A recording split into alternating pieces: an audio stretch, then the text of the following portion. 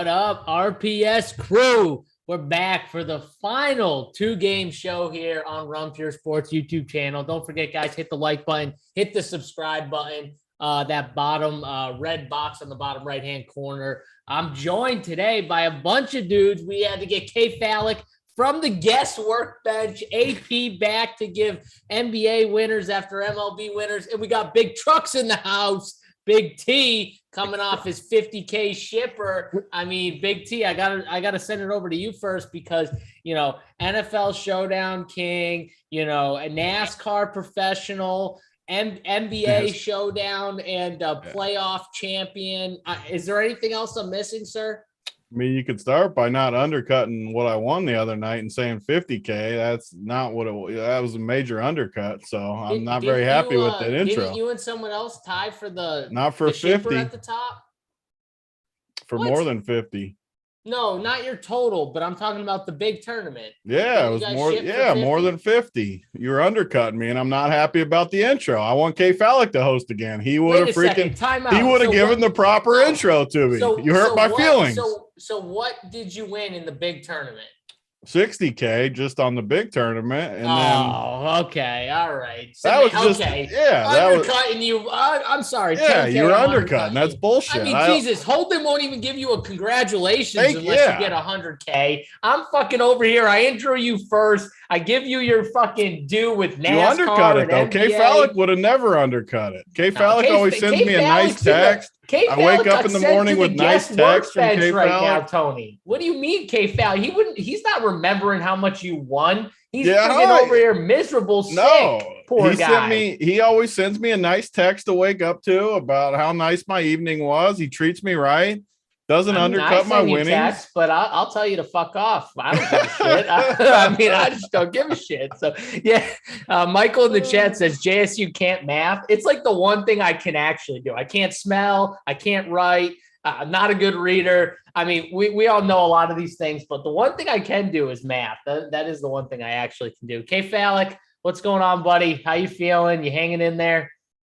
Yeah, the mask didn't work for those that were on the watch the premium show. The mask did not succeed for me. Good news is my oldest no longer has a trace of COVID, so he's getting his ass to school tomorrow. It's I got COVID and I'm locked in here right now until we get the sheets clean because my wife has passed on to day 6, so she needs to clean the house and I will. K Fallick's not hosting anymore, JSU. You're back. He's changing sheets before he's comfortable. Maybe AP needs to host today. I was gonna say, are you sure you want K Fallick back at the hosting job? We got AP doing double duty today. Look, we got a real host. We got a real host here. Holden's coming on. We got a host. You're undercutting me right now. Who let Holden on? You guys are killing me right now. We got 5 people on here. Holden. How am I going to talk 2 games? Tony, I get 45 minutes on my own to talk 2 games. What the hell are we going to do? Happy 2-year anniversary to all of you, by the way. Oh, 2 years. 2-year anniversary. AP, talk about it a little bit. 2 years in the books. What's going on, buddy? Hold on. Before we get to AP, how about a hold it. Time out. You can't How about a fucking host runs this you're show? Coming in hot Introduces today. Tony Niehaus properly. Thank you. Doesn't throw shade here, on K Fallick for his hosting abilities. And look who's here. The genius AP. So JSU, maybe you could take a sidestep here. Just back off for a minute or two and allow AP to say what's on his mind. Yeah. Genius AP. Fucking I mean, Holden's just going up in my books right now. The genius AP. Love to see it. Yeah. 2 years. I'm about to sign the fuck off. No, 2 years. I mean, time flies. We talked about it on the earlier show. A little over 2 years ago, we were grinding Corona Poker Club and got together and we started Run Pure Sports. Hoopster, I don't know where Hoopster's at. He should be on. Get on here, Hoopster. Let's talk about this. I mean, 2 years. 0% chance Hoopster's watching right now. That one got me. Actually, it was on the Up the Lock show the other day. Holden, you got me with that one when you were talking about that. Anyways, I can't wait for Hoop to just magically arrive. There's literally, unless someone tips him off, there's literally a 0% chance he knows. He's got to be at like a baseball game too. What's the percentage? Like he's like coaching right now. He's probably coaching right now. Yeah, he's definitely probably coaching right now. But yeah, I mean, 2 years, guys. It doesn't feel like 2 years, but we talked about it earlier. We haven't been perfect, but what we are is we're honest. We give our takes and we put money behind our takes, and our whole team is transparent, which I absolutely love. And we all want to root on winners. We want to see everyone do good. So that's what separates us. It sets us apart, and I think it's what makes Run Pure Sports great. Now, Holden just texted me and said, do you want me to hop off now? I just wanted to giggle. No, Holden, see, now you have to work for the rest of the damn hour. So you came on, and now you got to work for the rest of the hour. This is no secret, like you can just jump off when you want to. You came in, you publicly, made fun of my hosting skills. Yeah. So you can get on, you can host and make sure everyone gets their due and say, as long as I get my 30 to 40 minutes per game. What? Holden, you were saying earlier, weren't there people like making bets that we wouldn't last like 6 months or something? Was that you that was saying that? I was actually the one betting everybody around the industry. No, in all seriousness, though, there was like people going, what a fucking stupid thing to do. Why are you launching a DFS and bet site in the middle of a pandemic when nobody's there? And guess what happens? There's other places that did it. They're not doing as well. And when you have the best content in the business, you're going to survive. So I would say congrats. Because we know how to ship League of Legends. That's why. League of Legends. Don't you have something else to do today? Come on, Falik. I wish. And then JSU, did you bring your lovely fiance to the shower yet? Or is that happening another day? No, the showers, thank God it's over. I dropped her off yesterday, picked her up when it was over. I did my duty, and that's that. I never have to do it again. Was she tanked? She wasn't tanked there, but she got tanked after at the cookout that her parents. Good night for JSU. She was tanked. JSU. Yeah. Oh yeah. Good 5 minutes. So I don't know when you want to get into the NBA. 6 minutes, but hey, you got to 6. Yeah. Good job. I beat the average. I beat the RPS average of 5 by a minute. I just love that JSU is probably sitting there and he says, "Alexa, start the stopwatch," and then it goes. I got the clock going, K. Falik. The clock's always running the house. And I want to apologize to Simon. I'm sure I fucked up his shot. It's a 4 box. I brought in the 5 box. Simon, he'll get over it because he's a good dude. But we do have 4 people here, and the game start up within the next, while. So we might as well get to some thoughts. And as we always do, we get JSU's thoughts so other people can clean up the scraps with 1 or 2 of their own. JSU, I want to get your thoughts on the early game today. We'll start with that one. And then just move right along. It would be nice to see a couple of close games today. We haven't seen as close of games as I would like to see, but Milwaukee, Boston here. You and me and Tony, we did the show Friday. It was a fate of Giannis. Hey, sometimes you're going to get screwed. Guy went for 80 points. What are you going to do? What about now? Yeah. First off, Mike, the bench is not dry for JSU. I can guarantee that. I'm not even married yet. This is when the bench is absolutely not dry. I'm with a bunch of married guys here. Ask them if their bench is dry before you even come at the guy Mike's who's not married. Troll. Mike loves trolling us. I can confirm that the guest bench that I'm currently on is dry. The other bench, not dry. What's the other bench, Falik? I'm upstairs in the guest room. Different. Did your wife kick you out, or is it the COVID shit? Yeah, the COVID shit, Holden. My wife does not. My wife and I have a wonderful relationship. Yeah, so says you. I'm sure she says the same thing. Aren't you supposed to be talking about this game, JSU? Not. Yeah, sorry, I just had to interrupt. But we'll go back to the game now. So first off, I do think that I bet the Celtics to start. I do think that the Celtics end up winning this game. Last slate, I had the take of, oh, yeah, I'm going to fade Giannis on my main team and see how that goes. Giannis had 83. You would have thought I got completely crushed. Somehow my team, you did want Giannis if you could have Giannis, but somehow my team without Giannis still had a really good night. So I cashed. I won money. And I was pretty pumped about that, considering, because my boy Jason Tatum went for an old 66, just a nice easy. And I said it on the show. I really liked Tatum on the show. He was in the core plays. And I just said I really thought it was a spot where he was going to explode.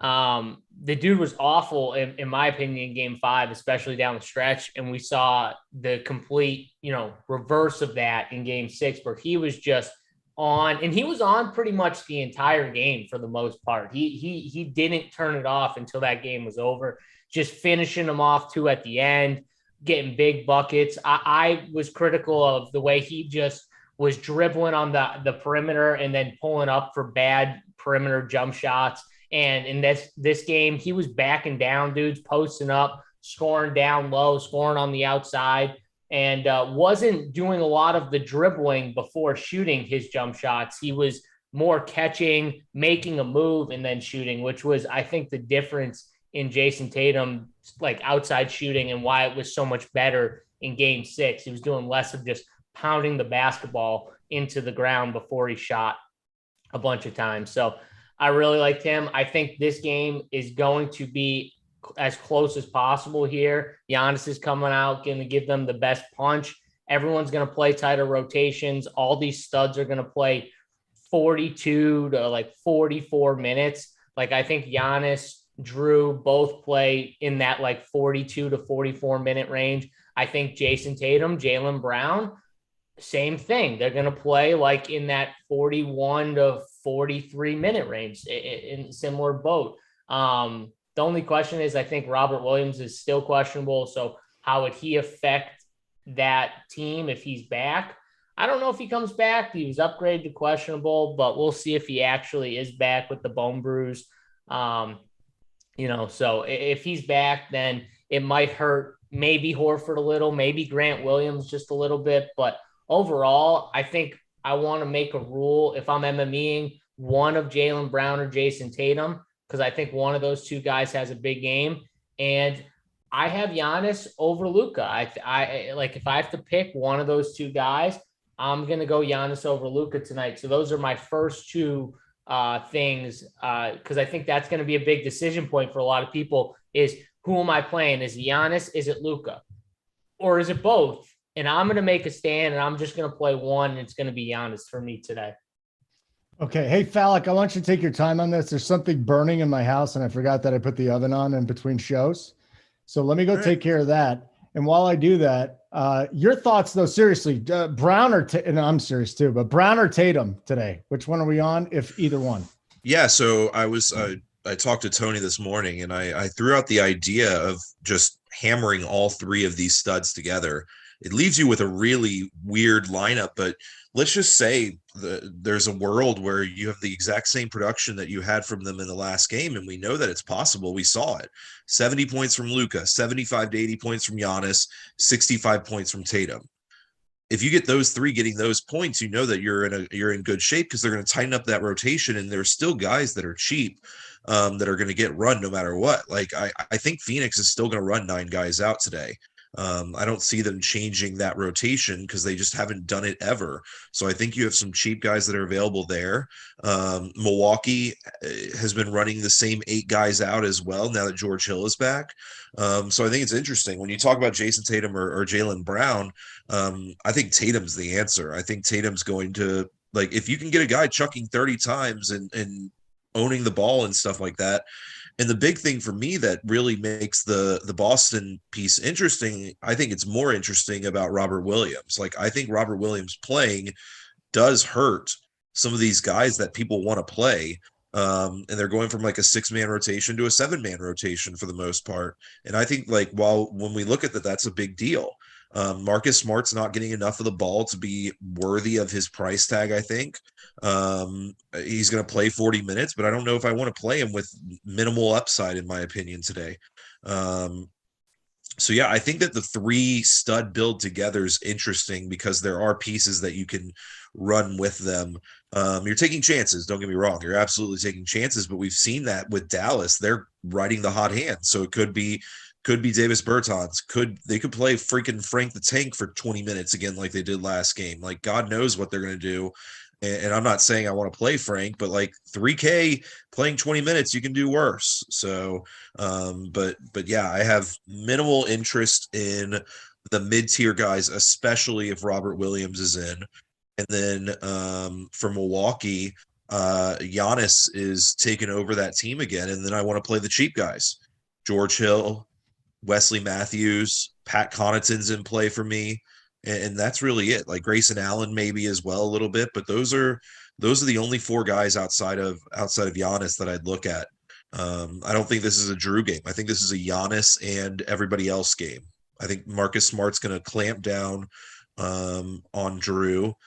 They're going to force Giannis to beat them, and they're going to try to stop him as well. And if they're able to stop him, it doesn't mean they're fully stopping him. It means that he's dishing it out to Wesley Matthews for threes, and he's dishing it out to Pat Con. He's dishing it out to George Hill and stuff like that. Okay. Thank you, K Fallick. While we wait, we're about to get to AP and Big T's thoughts on game number 1, but hit the like button if you get a chance. If you have not signed up for RPS yet, it's unfortunate because you missed the whole season of AP's heat map. This is the last day for one of the best tools that you're going to get at RPS. So I just want, if you don't know what you're getting, first of all, Showdown's coming up. You get the Showdown site when you sign up for RPS. And come on, it's going to be profitable. I mean, last year might have been the most profitable thing that I did here, working with you guys doing the Showdown stuff. But we got that AP's heat map. You'll get all the cores today. We got our big guys with their cores. So lots going on. MLB obviously in full swing, 18 weeks away from the NFL. We got NASCAR, we got video games, tennis, everything that you want. We got, I know, AP. Yeah, I'm always laughing at that. I'm laughing because I was explaining that to people last night because as you know, Holden, we talked about it earlier. There's no NBA on last night. No. We were watching the Yankees game and it was kind of boring. And some dude flipped on bull riding. And like right away, we just see someone literally I thought he died. I mean, it was a good game, AP. Crazy. I know, but it was early in the game, okay. And they weren't baseball people. It is what it is. But the point of the story is they asked about like why don't we have bull riding for DFS? And I was like, I have no idea who watches bull riding. But I went into all the weird sports that we do, like Rocket League, CSGO. It's crazy, and we got the best guys that dominate that. Shout out Bruce. He absolutely smashes all of that. Yeah, we love Bruce. Captain on the League of Legends. Too. Congrats on the new house, Brucey. Before I get to your picks here, AP, Tony, are you running the numbers? I mean, I feel like you kind of feel like left out right now. Usually we don't come to you this early, but are you finishing up baseball? I can see it in his eyes. I was about to say he's got 15 minutes until baseball. Oh, baseball. No, baseball's done. I'm just listening to you guys. So I'm soaking it in. I don't feel left out. I'm soaking it in. Soaking. All right, let's do it. AP, Boston, and Milwaukee. And I want to get your thoughts on K Fallick's 3 stud build. And what do you think about that? Yeah, I will give my thoughts on that. So here's what we get with this slate that I see. These 2-game slates. I loved the Bucks, Celtics, and Grizzlies, Warriors like slate. I think that's what it was. And then the Mavericks, Suns, and then Philly and Miami. That slate was just the absolute worst because we know what we get with this. We know what we get with the Bucks and Celtics. We get a tight rotation. Fantasy points have been very predictable. And what we get with the Mavericks is it's Luka Doncic, and then it's the Suns have been very, very unpredictable. They have a much wider rotation. So I absolutely love this slate, and I'm going to be prioritizing this first game. I think, just touching on what K Fallick said, this 3-stud build, I can kind of already see, mapping it out. If Giannis, Tatum, and Luka all put up that big number, and if you can find a few punt value plays to get you like 12 to 15, it could definitely work. I know right now what I'm doing, though, is I'm definitely going to have more of this first game. Love Giannis. You almost think like Boston right now is kind of like taking on the what we think the Suns are going to do, like force Luka to beat you. I think what they're doing is they're forcing Giannis to beat them. And look what he did last game. He put up he absolutely smashed, and Boston still got it done. So I think they come in with a very similar strategy today. And then on the Boston side, we know what we're getting. Tatum's going to play a ton of minutes. Brown, Smart, Al Horford, all going to play a ton of minutes. But we're at the point in the playoffs right now where it's all about the stars. I said that the last in Game 6 or in Game 6 and 7, or I mean in Game 6, and then Game 7 it's the same thing. It's all about the stars. It's Giannis and it's Tatum here and Brown. And then the Smart side is, so this is where I think what he's looking at is really interesting, because the Marcus Smarts, this kind of mid-tier, these guys in the mid-tier range are going to make or break that strategy. If Marcus Smart puts up another 40 piece like he did, he's definitely going to be a guy that you want to consider, especially if those punt values, if they underwhelm. Now, if Smart and others in this mid-tier range, like I think the more obvious ones that are going to struggle are like the Reggie Bullocks, Dorian Finney-Smith, Mikal Bridges, all of those guys in this mid, 5K, low 6K range, I could definitely see them all, getting around 20 to 25 maybe, and busting relative to their price tag. And they're going to get a ton of ownership too. So it makes roster construction very interesting today. And it's going to be one of those things where you mess around with, do you go 2-stud? Do you test out the 3-stud path, or do you go 1-stud and get Drew Holiday and Marcus Smart and Chris Paul or Devin Booker into your lineup? So I think there's a ton of game theory on this slate, and I don't know, there's going to be a nice edge for us to ship today for sure. Okay. Tony, we come to you now, but Uncle T, your uncle wants to know your thoughts on rodeo before we get into your NBA picks. What? He wants to know your thoughts on rodeo. AP was watching it. Your bull riding. Yeah, bull riding. For like 2 minutes. Yeah. Would you play it? Would I play bull riding? DFS. I mean, I ride the bull on the workbench. I use my bull, but I don't think you know what riding the bull really means. I don't know what you're talking about right now. Yeah, trust me, I didn't know. I don't think anyone on this show everybody. knows. I don't think anyone knows what you're talking about, Holden. That's fine. Google ride the bull and stay away from that. So Tony, let's do it. I'm looking forward to this. And I want to start on the Boston side because I want to get your thoughts on the two big guys here with Brown and Tatum. Yeah, I mean, Boston's the easiest team of this slate to figure out. They're going to play their 4 guys, today the mid-40s minutes, Game 7. So Tatum, Brown, Horford, Smart are going to play. We don't have another team really that is going to play as few a guys as Boston on this slate. So they're all going to play 40+. If Big Bob's in there, he'll play as usual, probably 25 minutes or so. If he plays, I'm sure he won't be super limited. And that 5th spot will kind of just be whoever. If he's out, it'll be Derek White again, I think. But his price came up to 46. I played him last slate because he was cheap again, or cheaper, and we needed it on the slate. And he ended up, I think, shipping for me. But I'm not going to play him at 4,600. No usage. So honestly, Boston's the easiest team of the slate. You play the 4 guys and you fade everyone else. And I will play Big Bob if he's in. Robert Williams, I should clarify. If he's in, I'll play some of him. He's not going to be like a core play, though, in my 150. I'll definitely play some, though. And the 4 of them, though, all great plays. I'll be over projecting all 4 Boston guys, and I hope I get a bunch. And then the Milwaukee side is pretty cut and dry too, where you got Giannis and Drew. Giannis, I think you have to last slate when we were talking about the fade or play, I said I ended up playing 90% of them and ended up shipping for me that night because I said you can't project him less than like 60. He got 80. I don't think you can really project him for less than like 65 today, or maybe even higher. Like, he's just outside of injury or something weird happening, he's going to get there. I'm going to project him probably for 70s somewhere. So super high on him. I'm just not a Drew guy. Like, I'm going to project him for low 40s, but the issue for him is like Jaylen Brown's right there. You got the Phoenix guys right there. Booker and Paul are right there. I just can't feel good about playing Drew Holiday on the road when he's asked to defend Tatum and Brown all game, I just can't feel good about playing him over those other guys. I'm not going to fade him in my 150, but I'm going to project him for lower than those other guys. So I don't know how much I'll get. The cheap guys, I mean, you can put them in your pool. Pat Con, Grayson Allen's been horrendous, but he's 3,700 now.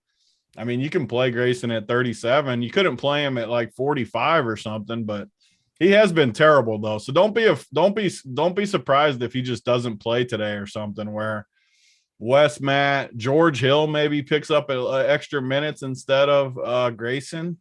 So George Hill at 3K with K Fallick's plan, and Wes Matt too.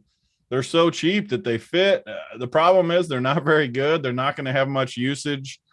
They're not going to do much, but they could get you 15 or even 20 if they really got lucky and got some steals, some rebounds, hit a couple threes. They definitely suck, though. I mean, know that going in, that they could get you like 7. But if you want 2 studs, you're going to have to make sacrifices.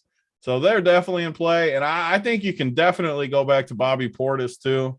He's pretty much taken over the role from Brolo. They just like him more in this series. He offers more.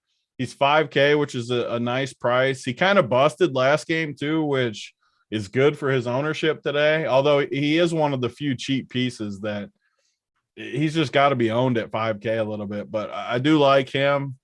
And, yeah, I mean, that's pretty much it this game. It's a pretty cut and dry game. There's not much guessing for me in this game. I feel very confident in my projections for this game. Very confident. Once Big Bob's decided in or out, I'll for sure lock in. But I think we know what we're getting in this game more than we usually would. If you're rolling real quick, Fallick, if you're rolling with the Fallick build, Tony, like, is there one of those cheap Celtics that's ranked above the rest? Pat-Con? Celtics? The Bucks. I don't like any of the cheap Celtics, okay. But I'm not playing. Like last game, I said I wasn't playing any Bucks besides Giannis and Drew, and that's what ended up shipping for me. I faded all of those guys cheap, and they all busted. And then the guys in the mid-range in the second game, the Golden State game, crushed.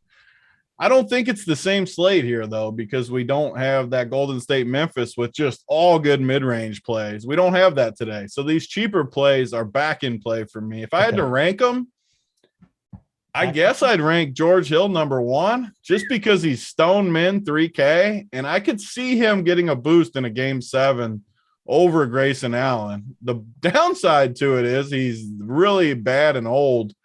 But he's 3K. Like, you just don't need anything from him. Even if he gets like 9, you're not going to be dead. And you're going to be able to get Luka and Giannis, which is a luxury on this slate. Or even Giannis and Tatum is tough to get. And I would rank it George Hill, Wes Matt, Grayson, just to up the pricing structure would be how I would rank it. Just because salary means a lot today. Fallick, what were you going to say, buddy? I just want to wrap my head around one last thing and want to throw it out there. Al Horford, in the last 2 games, the usage for Tatum has gone through the roof, as we all know. Jaylen Brown has stayed the same, and the one who has lost usage and has lost a lot of it is Al Horford. So I would be very concerned about playing Al Horford at that 7.2 price tag. His usage is below 10. He's been around 15 to 20 all year. He has dropped below 10 for this last 2 games, and we've seen it. Listen, he got really lucky to get where he got in last game. The last 2 games, he had 4 stocks and 5 stocks. So I know he's going to play the minutes, but the usage is just not there. And if you think that the usage is going to stay the same for Jaylen Brown and Jason Tatum, it seems like it is not impacting guys like Marcus Smart. It's impacting Al Horford. The usage is going directly away from him. This is where I think JSU and I have big edges in these, because we don't give a shit about his usage rate. The matchup's great. He's going to get open shots. They're going to help more on Tatum. He's still the best play on the slate, in my opinion, as far as just upside and ownership. He's not going to be owned. No one's going to play Al Horford. He's going to be 10 to 15% owned, and he's in a great matchup. They need him on the court. I could give a shit if his usage is 1% or 100%. Forget about his usage though for 1 second. Like, let's just think about this here. They just got toasted by Jason Tatum. Like, literally just got absolutely destroyed by Jason Tatum. You think that they're gonna employ the same exact strategy where Wes Math is guarding him in the post and he's just getting like easy buckets against them? Like, no, they're gonna change shit up. They're gonna make stuff different. It's not the same game. And Al Horford, he's had really good games, and then he's had 2 games where they're not so good. But at the same time, like Tony said, he's also played really well. And if those shots start coming back around in this game, which I think they could, because again, if you're the Bucks, you can't just say, okay, let's let Jason and Jalen be the guys that beat us, right? You have to be more into the camp of Marcus Smart and Al Horford. If those guys beat the Bucks in a game 7, they'll live with it. But I don't think they're going to live with Jason Tatum and Jaylen Brown being just dominating them one-on-one, which is the key thing here for Al Horford. Is even though he's had a couple bad games, I think it comes back around today for that reason. They probably felt like after the first 3 games, okay, we got to slow him down because he's making everything. And then what happens? Jason Tatum goes off, or Jaylen Brown has a good game. I think in this game 7, it's going to go back to, okay, Al, you got to make those shots. So from what I've seen, I just don't see them playing Jason Tatum that way in this game 7. I don't see him being as easy. I mean, he was literally getting post-up attempts with Wesley Matthews guarding him one-on-one with no help. Like, I mean, that's an easy bucket for Jason Tatum. He's friggin' 6'9". Wesley Matthews is not going to be able to guard him. So I can't see them doing the same thing. I think Al Horford has a bounce back game. And I agree with Tony. The best part of it is he's going to be the lowest owned of the better Celtic plays of all of them. I mean, he's going to be like one of the lowest owned on the whole slate. As far as guys that like play. The good players, you know what I mean? Yeah. Okay. And Tatum and Brown, the Celtics are going to be somewhat low owned, just running the optimizer. I mean, Tatum is not going to find his way in a bunch of builds either. I mean, because everyone wants Giannis and Luka, and you're telling us that the cheapies kind of suck and the mid range kind of sucks compared to last slate when we had Memphis guys and Golden State guys who we all agreed. Remember, we were like, we haven't played Golden State like this entire series, and then we all agreed that the mid tier was so good. We don't have it. It's a different slate now. That mid-tier is guys like Reggie Bullock who play 40 minutes and can get you 18 fantasy points. DFS the same way. Jay Crowder. Those are the guys you're picking on, and that's why Tony's flip-flops from fading Milwaukee cheapies to on this slate playing the Milwaukee cheapies is because, like he said, that mid-tier is a bunch of different guys who can play 40 minutes and easily still give you 18. Like that's how crazy it is. That's why, though, there's a difference on this slate from the last slate. All right, gentlemen and ladies watching this as well. Let's get this like button up here. There's an algorithm, and it makes us look really good when we have more likes. So we got 400 watching, and 100 of you have done this. I mean, this is ridiculous. Thumbs up. Let's go. Subscribe to our YouTube channel. Bottom right-hand corner, there's a red button with a sideways triangle. Subscribe. And and look at that AP. When we were doing the baseball show this morning, it was 8.77K. It is now 8.88K. So there we go. We're doing wonderful. Hit the like button. Let's go there. JSU, is there anything we want to do before we get into game number 2? You want to say anything nice about the site? And we found somebody in our premium chat that said we would not last 6 months here. And then he admitted it. So he was wrong. I respect that, actually. Someone who actually admitted it. That I respect that. You know when I knew I wanted to work here? When I told you I was too messed up to talk to anybody. And then you go, no, we like that here. So then I was like, oh, this will be a good place to work. So JSU, we got a second game here. To get you, obviously, get your thoughts on Dallas and Phoenix. You said something interesting then, Giannis over Luka. Can you go into that just a little bit more, why you would take Giannis over Luka? Yeah, so I just think we're getting into the point now where both these guys are going to play in the 40s in minutes. Both these guys are the elite of fantasy producers. I mean, you're talking about the two probably best guys all year in the NBA when it comes to just fantasy production. But I would just say the way that I feel way more comfortable, one, that Boston is going to continue to try and just play Giannis straight up, or as straight up as possible, as long as, a guy who literally has no chance of guarding him gets switched on Giannis. If that happens, then they're going to send help. But for the most part, the reason why Giannis is going off, and you're going to say, how did the Bucks lose? Giannis had 44 and 20 last game or whatever he had. Yeah, because the Celtics are trying to say, like, dude, you need to do this for you to beat it, because we're going to stop everybody else. We're not going to let Wes Matthews have wide open threes. We're not going to let Grayson Allen just hang out and shoot wide open threes. We're going to force Pac-On to drive to the hoop and make plays and score, which he did actually a couple times. But my point is, they're trying to get everyone else out of their comfort zone. Look at Bobby Portis. Bobby Portis is known this year for shooting that corner three. Besides one defensive hiccup where he had a wide open corner three, I've barely seen any in this series. Boston is trying to force these guys, all of them outside of Giannis, to do what they're not comfortable doing. And they've done a really good job in this series, in my opinion, of holding the others to say, hey, if you're going to beat us, you're going to have to do stuff that we know you don't want to do. And I think that's why they've had so much success. But that, for Giannis, to me, says, okay, I'm going to get one-on-one with Al Horford on Giannis. I'm going to get one-on-one when Jaylen Brown's on Giannis.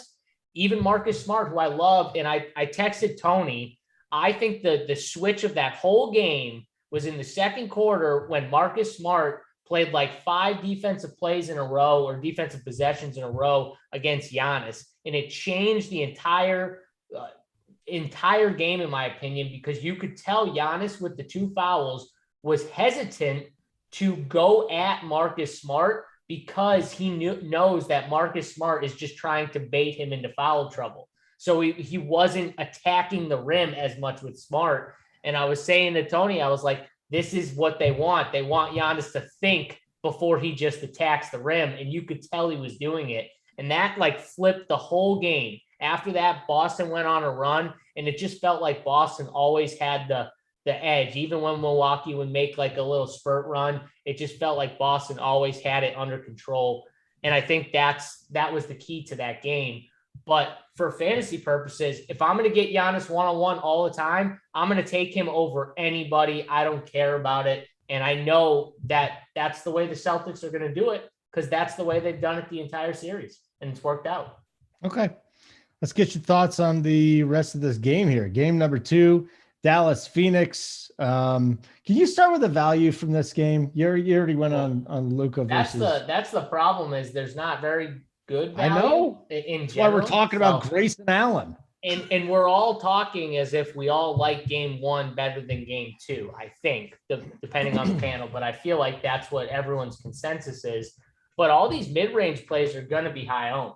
DFS is going to be high owned again. Jay Crowder's going to get ownership. I think Bismack, people go back to Bismack for some ownership just because he's 3K. And I do think he does continue to back up, even if it is for 8 minutes or 10 minutes, whatever it is. I think he does back up still. So Shamat's gotten some run. I think people go to some of these plays just for some value.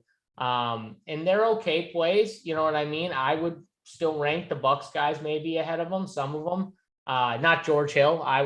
For me, I take the chances of Bismack getting 10 or 12 minutes. I would take his chances of getting 15 at 10 or 12 minutes over George Hill's. Honestly, I just don't like George Hill. He's completely washed, but he's 3K. So they're both 3K. I just rank Bismack higher. Outside of that, I'm not going to play Devin Booker, I don't think. I just rank those studs, all of them, in the first game. Jalen, Jason, Giannis, all those guys ahead of them. So I'm not going to have any D-Book. And I think it's really interesting. I noticed on FanDuel, at least, the guy who's going to get a ton of ownership just because of price is Chris Paul. And I would assume on DK, he probably gets owned as well. It's probably more a pricing thing than anything else. But man, he's been awful. And I've been saying it the entire series, how he just looks to be not as aggressive and okay with letting Devin Booker and Ayton and all these other guys kind of attack and shoot. And I just think if he's going to continue to do that, I'm not going to want to roster him in DFS. So maybe he comes out, he's more aggressive. I'm probably not going to have him. So if he's going to be highly owned, I'm probably going to fade Chris Paul here. So I don't really like as much of the Phoenix studs. I think Ayton's fine if you like land on him as the last piece at center. I think you can play Jay Crowder as a mid-tier guy in those cheapies I talked about. But other than that, Phoenix, that's all I'm going to. And on the Dallas side, it's kind of similar. It's like Luka, Jalen Brunson, and then like maybe DFS. I don't want to play Maxi Kleber. I don't really want to play Reggie Bullock, not at home. So yeah, I mean, that's the way I'm looking at it. I'm going to load up more on game 1 and be under on game 2. Okay. There's a detailed breakdown. And guess what? It is K Fallick's turn to give his contrarian take on Dallas and Phoenix today. Do you want any? Well, you know what? I'll ask you, Chris Paul, just throw him in the dumpster, even though he's 7,700.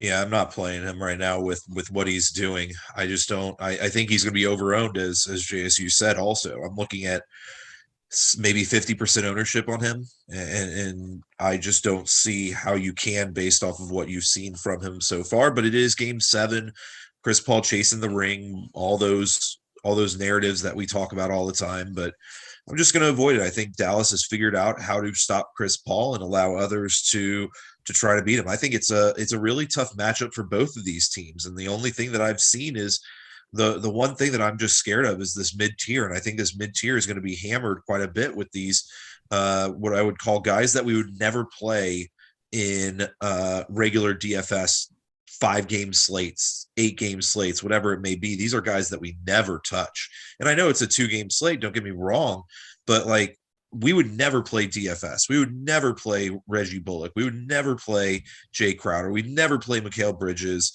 Those are guys that we would never play. And they're being talked about and look to be chalky today. And again, that's why I think that this build route that I'm possibly suggesting is I'm not set on going there. I'm interested to see what all these guys say, and I'll crunch the numbers and figure out whether it's really possible. But Luka's running that offense, and then for Phoenix, the offense is running through Chris Paul, running through DeAndre Ayton, and running through Devin Booker. And so I don't think you have and then they have all these other guys that are getting usage, and it's not like they're just sitting there waiting for the ball. They're getting usage. That's how they play team basketball. That's how they've been playing all year, and I think they're going to continue doing it. So it's tough for me to play any of those guys in a game like this, except for the fact that they're going to get minutes. That's the only thing I feel confident in, is that Jalen Brunson, DFS, Mikal Bridges, they're going to get minutes. Do I want them with the lack of usage that they get? I don't know. So we're sitting here looking at the cheap value for me again. You got Bismack Biyombo, you got Landry Shamet for Phoenix. I think that they are both good value plays tonight. And then on the Dallas side, I think they're more fringe plays, but like, we talked about these guys for that we just might have to plug our nose and play them. And listen, if you told me Dwight Powell's going to get 15 minutes at 3.2K, I think you can play him tonight. I know Tony's pissed off now, but like he's playing just as many minutes as other guys. I'm not saying I want him, but he's in play. If Bertans gets hot, he's going to play minutes. I'm not saying he's going to. He's not playing as many minutes as the guys, though. Like Wesley Matthews is playing like 30 I plus agree. minutes. Tony, I agree with you. I mean, think Powell's playing like 8 to 10 minutes. Like, yeah, I think that you're absolutely correct that I would say that Powell got more run last game and they removed run from Bertans. He got about 15 minutes. That wasn't scrub run when he got 17 minutes. None of that was scrub run. 0 minutes of it was scrub run. Well, I like him more if all 17 were actual minutes. Yeah, they're all actually they are all actual minutes that he got, and so there's that piece. The problem with Powell though is he literally, like, I agree, Wes, Matt, and George Hill, those guys suck, but I think Powell like literally has no ceiling. Like Wes Matt and George Hill and those types, they could at least like get hot shooting or something. Yep. No, he got. I'm sorry. He came in late. Powell played 2 minutes of scrub run. I'm sorry. I just looked. He played 2 minutes in the fourth quarter of scrub run. Yeah. Okay. So no, listen. I'm just saying, if you're trying to be different, the build is going to be playing one of Giannis and Luka, and then hammering this mid tier. It's the build that everybody's looking at. They may go with one cheapie, possibly like a Grayson Allen. They may go with a Wes Matthews, whatever it may be. But like, do you feel confident in playing this mid tier and hammering it? Especially, and I'm going to say again, especially if Robert Williams is playing today. And I know that that's like the if that I keep on saying, but if Robert Williams is playing today, you know that's going to affect a team like Boston from going from 6 guys to 7 guys.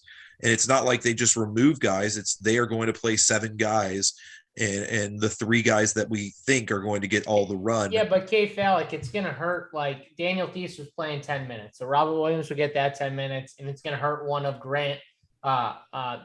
It's going to hurt one of Grant Williams or Derek White, right? Like it's not going to hurt as much any of these other guys. But I'm talking about more of where he is around the basket and stuff like that. It's going to affect those pieces as well. Like what the roles are of those players get impacted as well to an extent. Yeah.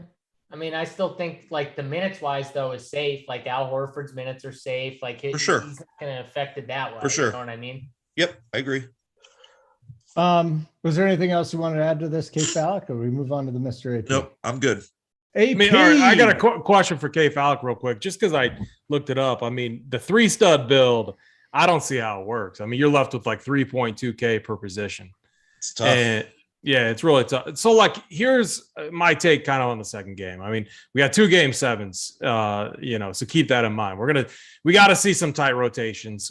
I think the Sun, like I'm concerned about playing like Biyombo, especially Landry Shamet. Like if this game stays close, I think you need blowout. You need the Suns to blow them out for those guys to be a factor. I think we're going to see it. I disagree. I think Biyombo's why is Shamet gonna like? He was terrible last game. He's the backup 1, 2, and 3 at this point. He's playing backup 1, 2, and 3 minutes, and then or 1 and 2 especially. And they're not going to play Chris Paul. They're not going to extend Chris Paul to 45 minutes. It just doesn't. That's not how they play. And the same thing with Biyombo. So if you look at Game 7 against the Bucks last year, Paul was 40 minutes. Booker was like 46. I mean, it was like Ayton played like 39 and a half. I mean, it was one of the tightest rotations we've seen out of the Suns. Yeah, so and I'm not saying I want to play. I hope that I don't have to end up with Shamet also. But like, listen, I think that there are plenty of like I would put Grayson Allen above Shamet if you're asking a 1v1 Grayson Allen or Shamet. Like that's what I like. The problem I'm facing is I think the best values are all on Milwaukee with those 3 guys plus Biyombo. Like I think and to an extent, again, I'll say it, Dwight Powell at 3.2K I think is solid value on a slate if you're building that way. But yeah, I think I kind of agree because I think Ayton's going to play a lot more too, and they're going to need size in there. So I definitely agree with Powell. I mean, he's been a disaster, but yeah, my take like Luka. So okay. Clearly, Giannis, I think, is the best stud. While, like, I would love, like, I hope Luka has a big game for Glock, and I would love to see the Mavs, get a win here. It's tough. I think it's going to be really tough. I think, when you look at these role players, and they had, like, Reggie Bullock, Dorian Finney-Smith, they have not shot well on the road here in Phoenix at all. And so I think what Monty Williams does is flusters Luka. I think constantly put pressure on Luka, and because these other guys haven't stepped up on the road. So I think it's going to be, I think Luka's going to struggle. I do think the Suns get the win here. I think the key guy, maybe off the bench, we've seen him have a couple good games here in Phoenix. Spencer Dinwiddie, he's been like an absolute ghost in the playoffs. I see them going to this Brunson, Luka, Dinwiddie type of run, just kind of like struggling at the end there. I see them being down by like 7 or 9, late in the third, early in the fourth, just trying to figure out a rotation that works around these key guys. So I would be really concerned with guys like Bertans. I mean, Powell definitely concerns me. On the other side, it's Biyombo and Shamet that concern me. So while I don't like this game as much, I do think an important piece of the puzzle as far as DFS goes is figuring out some of these value pieces here. And Dinwiddie in tournaments is kind of that guy. I mean, there's a lot of question marks and a lot of guessing around it, but I feel as far as game script, how I see the game script going, they're going to need him to do something with this second unit, if you want to call it that. Okay. Very good. Are we done with that game? Did you just break the whole thing down? We got Tony, but also just so everybody No. knows. I was talking about AP, but yeah. Oh. Yeah. And then, okay, so on the Suns side, I would put Devin Booker in that category of studs. I think he's going to get kind of left out. But just think about what JSU said and what we've all noticed just watching these games. Chris Paul doesn't look right. He's fine deferring to Devin Booker. Devin Booker's 8,600. His price tag, I definitely play him over Drew Holiday. I think I would play him over Jaylen Brown. So I put him right up there. He's a guy that I'm very, very interested in. So we got Time Lord available off the bench. What do you want to do with that? I mean, I don't think it changes all that much, honestly. Like, he's going to play a little bit. I mean, he's not going to play more than 20 to 25 tops, which he's fine. I'm not going to take him out of my player pool, but he's not going to make my main team or anything. He's not going to play enough. I honestly think it's perfect. It doesn't change anything. I think it just hurts Grant Williams and Derek White. Yeah, you can't play either. Well, that's probably why it didn't affect me as much because I wasn't playing those two anyways. Yeah. But yeah, I don't think you play Grant Williams, even though he's starting now. He hasn't looked great. They were playing Derek White over him in crunch time anyways. And Derek White's price is up. Even if Derek White still keeps that run, which I think he probably does, I think they stick with that closing lineup. And he's still too expensive, though. He's just not going to get there. So I would still play Robert. I would still play Time Lord over Derek White and Grant. But, I'm literally going to project him for, 25 tops, which might hit some builds, but let me see real quick while I'm doing it. I bet he hits a lot of builds at 20. I was about to say he's going to hit a lot of builds. He's going to hit a ton of your builds. Tony, not so on there mine, was he's not. Glock put a quote out there. Udoka says Rob will be used if needed. We're not relying on him to come in and save the day. Yeah. Is the quote. So I mean, I can almost guarantee they're just going to have him anchor the middle here if they need to buy some time for Al to get a quick breather, stuff like that, where 10 to 15 minutes, I think it's a good range. He's not cheap, so it's just if I project him at 25 in my projections, I only get 23% of him. So knowing that he might play even less, I'm just going to take him out. I don't need him in there. I'm just going to take those Boston dudes out. We're all done. All right, well, it's your turn to break down game number 2, Tony, from top to bottom here. We got your thoughts on game number 1. So let's get into this. The Western Conference game 7. And by the way, for those of you that are subscribers, Big T's DraftKings score is up. That's something else you get here at Run Pure Sports. By the way, I feel very, very good about it too. I feel really good today about the plan. Okay. You just got to find some value then. And he beat you, AP. He got his core up before you did. I don't know what's going on today. That's noted. I'm slacking. That's 2 times the entire season that we've done cores all year. That's twice I've beat AP to the core mark. Oh God, beat how many slates was there? Beat Air. Wesley Matthews coming for that 30 burger now. I forgot he was 30 on burger. Last time. You should have just wrote Bean Air's boy instead of the name. Everyone should know who that is. I mean, I have a hard time not playing him today. He went from a 30 burger to the floor, his lowest bottom he could. Poor Bean Air. Yeah, it's rough from Old West, man. I do think I'm just gonna take his minutes at that price today.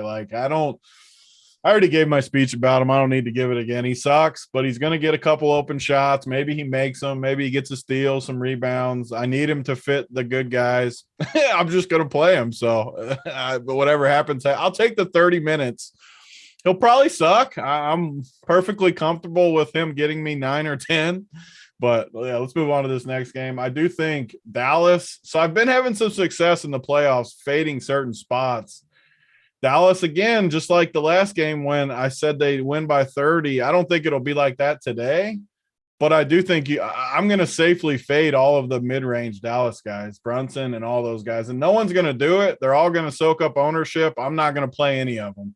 I'm going to play Luka. I'm going to hope he gets all the usage. I'm going to know he's going to get all the usage, actually. I'm just going to go with that. And I'm going to play the two cheapies. I wasn't going to play Powell. I'll put him in my player pool out of respect for K. Falik and the fact that I need some cheapies and they all suck. Maybe Powell, who knows? Maybe he freaking goes in there and gets 5 rebounds and a dunk. And like, I don't know. The dude sucks, but so does everyone else in the 3K range. And K. Falik's point where Biyombo or AP might have said it. I mean, Biyombo's not better than, he's not better than Powell. So like they both suck. And one of them might get there. One of them, and by get there, I mean like 14. Like if you guaranteed me any of these cheap guys got 14, I would just lock their ass in there. So I don't know. I'm okay with Powell and Frankie. Don't like either one of them, but they're going to be in my player pool. But Dallas is another super easy team for me. Luka and those two cheapies.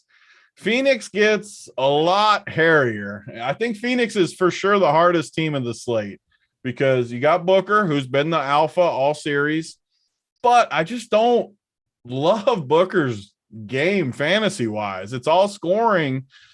He just needs so much to happen compared to it's like Jaylen Brown in a way. Jaylen Brown does a little bit more in the peripherals, but he's also got Tatum. Booker's probably slightly better than him, but man, it's just tough. It's tough for him to get like 60 unless he literally scores 45 or 50 real points. And he could.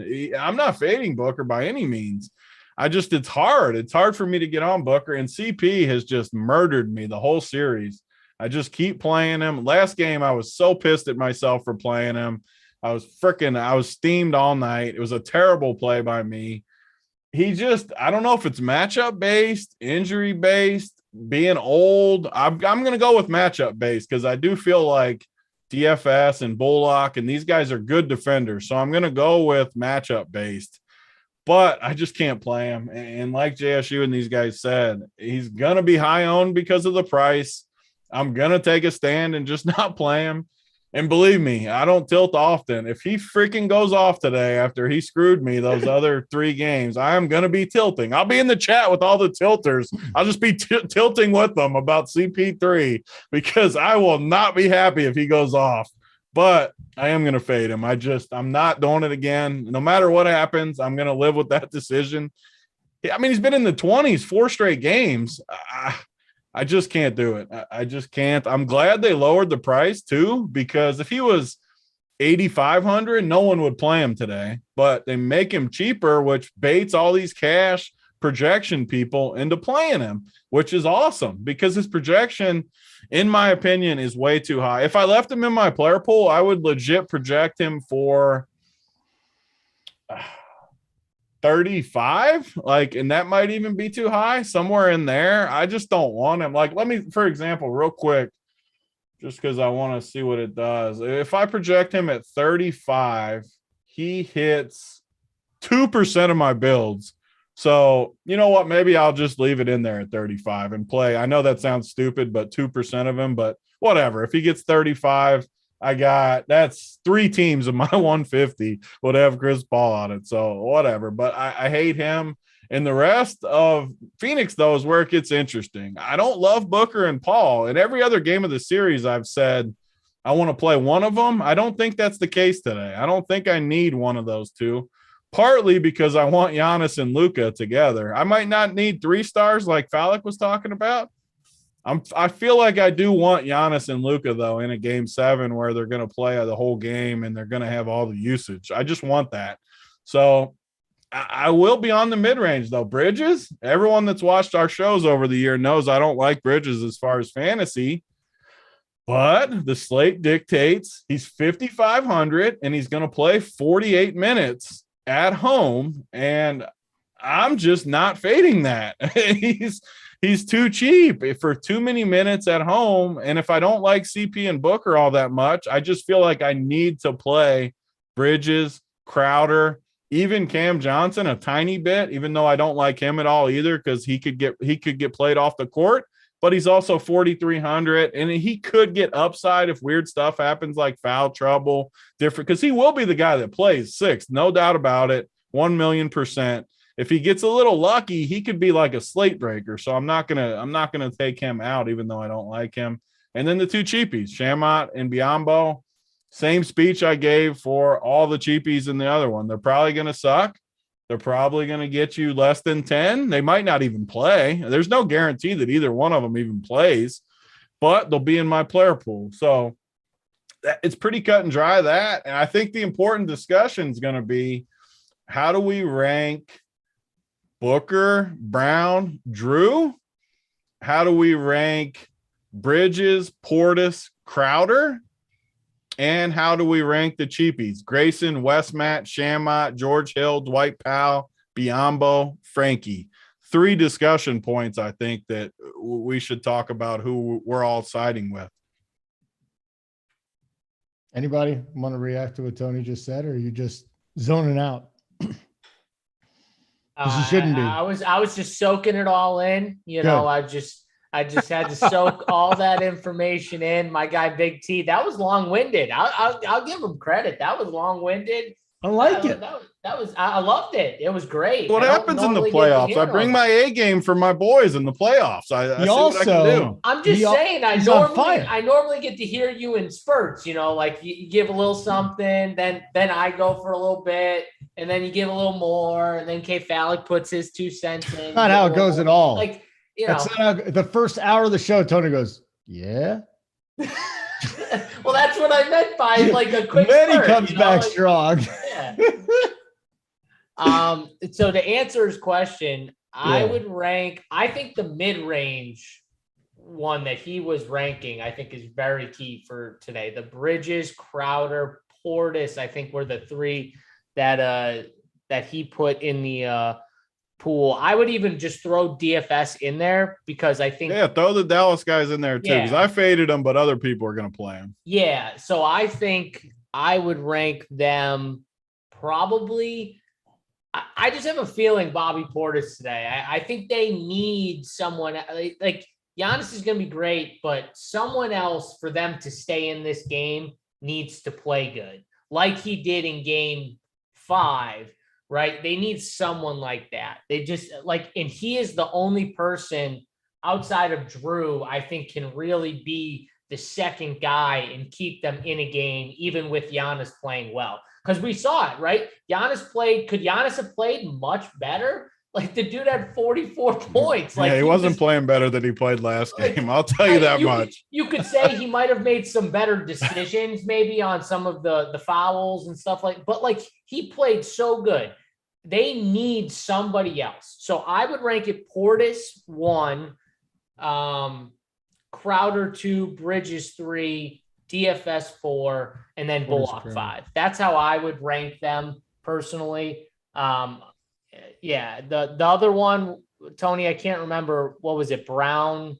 The upper range, Brown, Booker, and Drew. CP, Drew. I agree with you. I think Brown and Booker are very similar when it comes to fantasy, right? They're so scoring dependent. And Booker's going to be way higher owned. Yeah. So if you're taking in ownership, I like Brown personally because of the first game I like better anyways. I think Brown might be a slate breaker today because Tatum, they might double Tatum, and which would leave Brown open or more open. I shouldn't say he's going to be wide open. I think that slate breaker is Al Horford.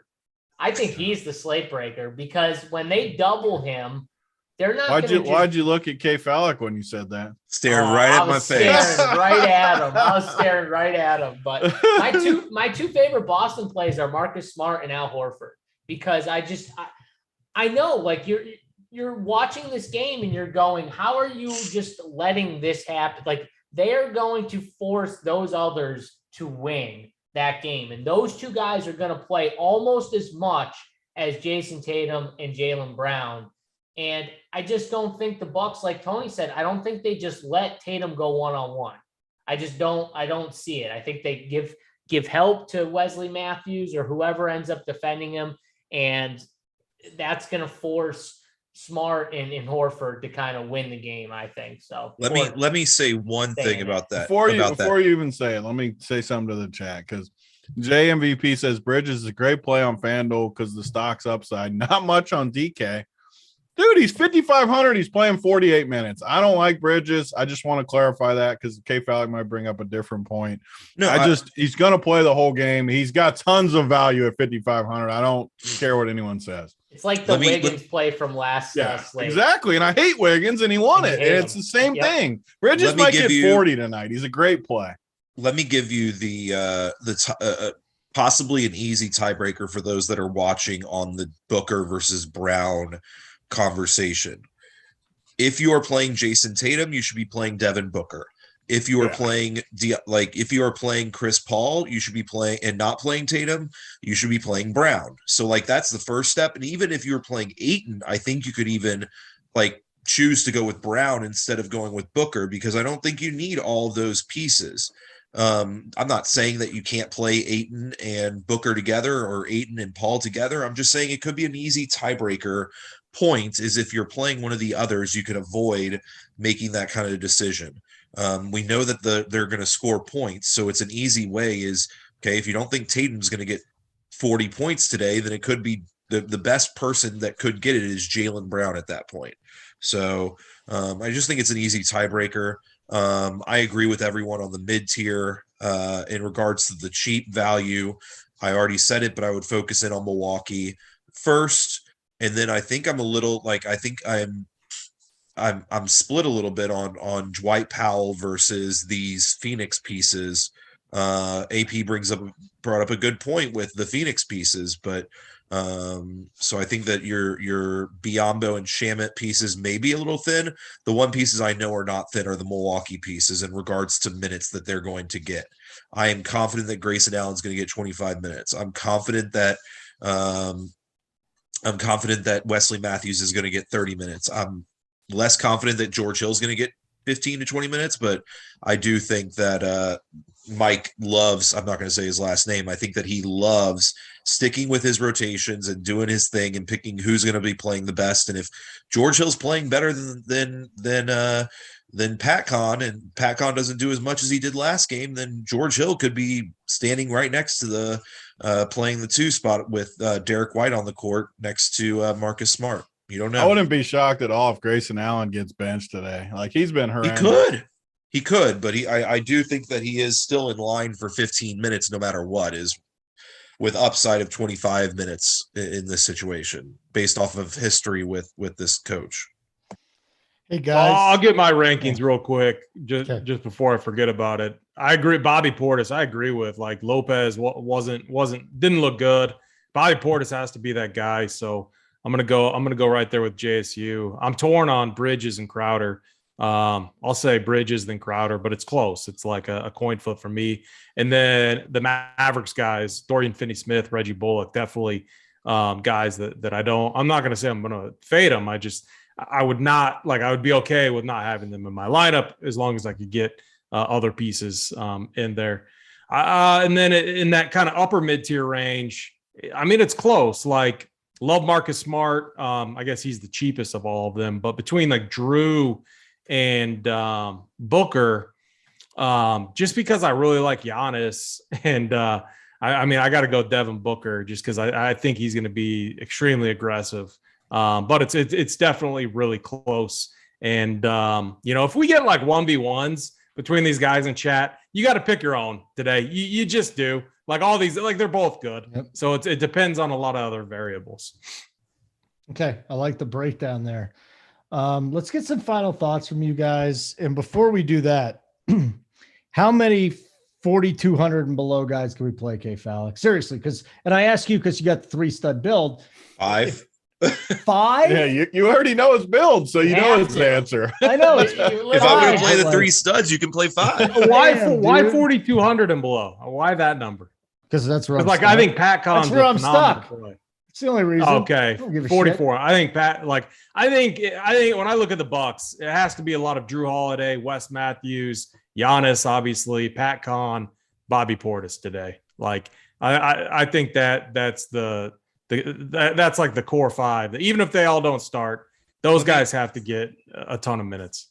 Just so y'all know, and you'll see it in my core, but I am playing one lineup that is jamming the 3 studs. My second lineup is jamming the 2 studs, Giannis and Luka.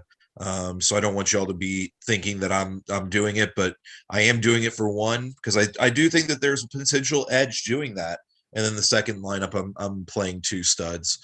Real quick, K Fowler, are you playing Biyombo and then George Hill? You have to, right? Because you're like, so the three pieces at 3K that I think are in play are George Hill, Biyombo, and Frank the Tank, Frank Nitalico, whatever his name is. I think, like, again, it's just you get 15 to 20 minutes out of them, and you never know what happens. I think that they like Frank more than they like Spencer Dinwiddie right now, to an extent. And I think they like his defense against these Phoenix guys. So not saying that he's a good play. I'm just saying that those are the 3K guys that I can even consider, I think, are those 3. I think the strongest reasoning behind K Fallick's team, which I agree with, is these 3K guys suck in this range, but you go up to the 4Ks, Connaughton and Grayson Allen a little bit lower, but who are you just talking about? Oh, Dinwiddie. Like, there's no difference to me between like those guys and the 3K guys. Those guys could get just as bad, and you're spending an extra $1,500 in salary, which goes a long, long way on this slate. I can't play that range, the Dinwiddie, the Connaughton, those guys as much. I just don't see it. I'd much rather just play Frankie Nicotine at 3K and just take. They like him for whatever reason. Yeah. They have liked putting him on the floor, and he's 3K. He's stone men.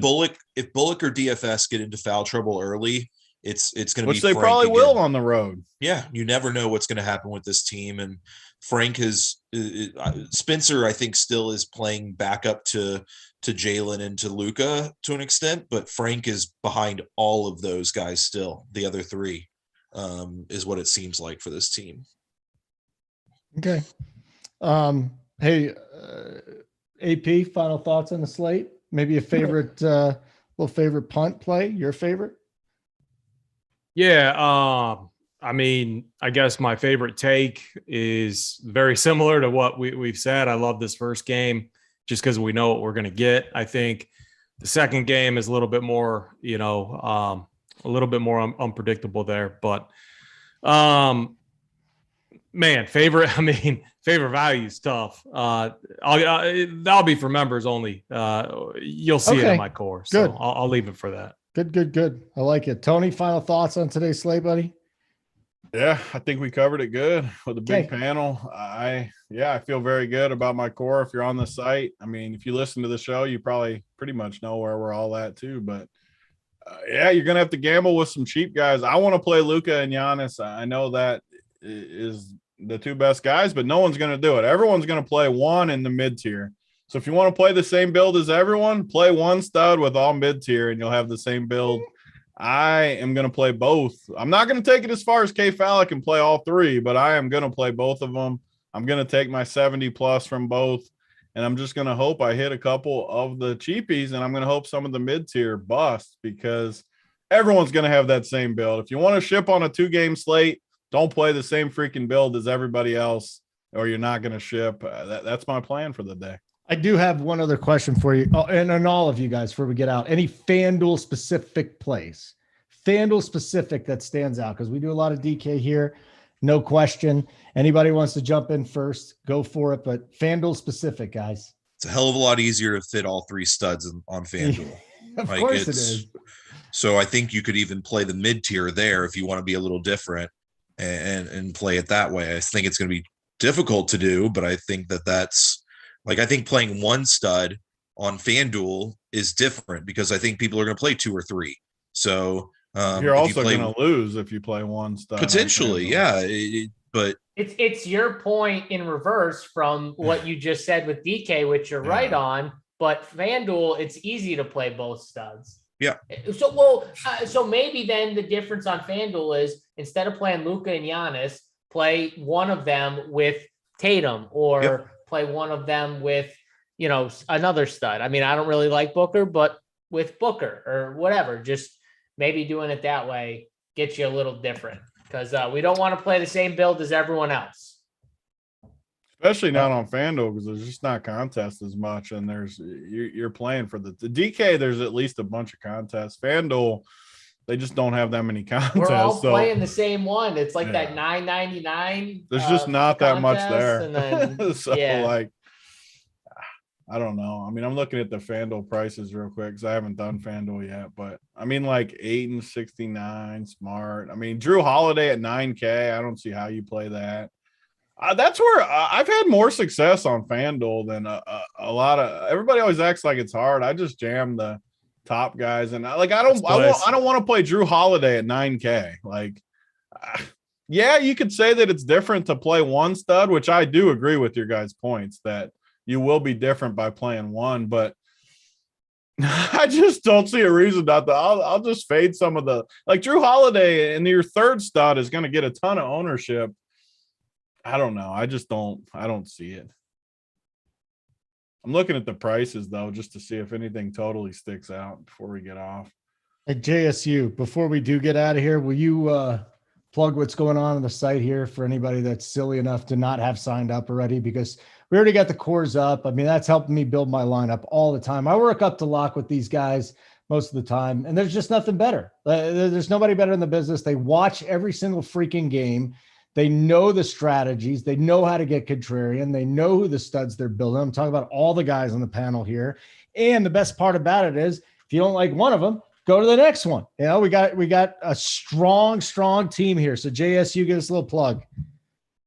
Yeah, for sure. Like Holden said, you don't have to love every one of us, or I'm sure a lot of you guys follow, one or two specific guys. And I would recommend that kind of follow them throughout. I'm sure a lot of members throughout the NBA season have specifically stayed on, one or two guys' cores or thoughts for each slate. And yeah, I mean, it's just a good thing. We have so many good, talented people that it's not just one guy. That's what makes RPS an awesome site on top of all the content. We just got so many talented people for different sports. So, make sure you check out all the sports too. NASCAR, Tony's got the NASCAR playbook today. That's why I called him Big Trucks today. He's heading up the NASCAR playbook. So follow Big Trucks to the winner's circle.